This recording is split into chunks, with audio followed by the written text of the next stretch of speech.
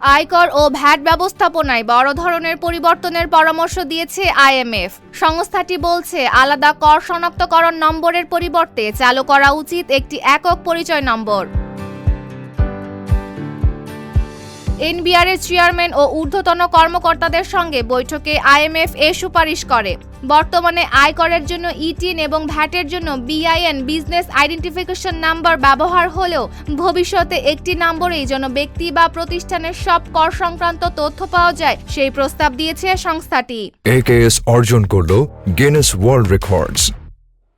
AKS IMF এর মতে একক শনাক্তকরণ নম্বর চালু হলে আয়কর, ভ্যাট, কাস্টমস, আমদানি রপ্তানি, ব্যাংকিং লেনদেন এবং উৎসে কর কর্তনের তথ্য একই প্ল্যাটফর্মে বিশ্লেষণ করা সম্ভব হবে।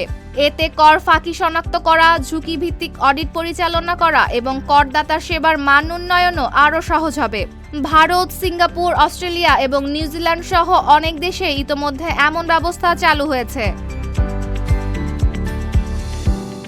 এনবিআর এর কর্মকর্তারা জানিয়েছেন, রাজস্ব প্রশাসনের আধুনিকায়নে কাজ চলছে। তবে বাংলাদেশের বাস্তবতায় একক কর শনাক্তকরণ নম্বর চালু করতে সময় লাগবে। পাশাপাশি কর প্রশাসনের অটোমেশন, তথ্য সমন্বয় এবং সরকারি সংস্থাগুলোর মধ্যে ডিজিটাল তথ্য বিনিময় জোরদারের ওপরও গুরুত্ব দিয়েছে IMF. Desk report, Dhaka post.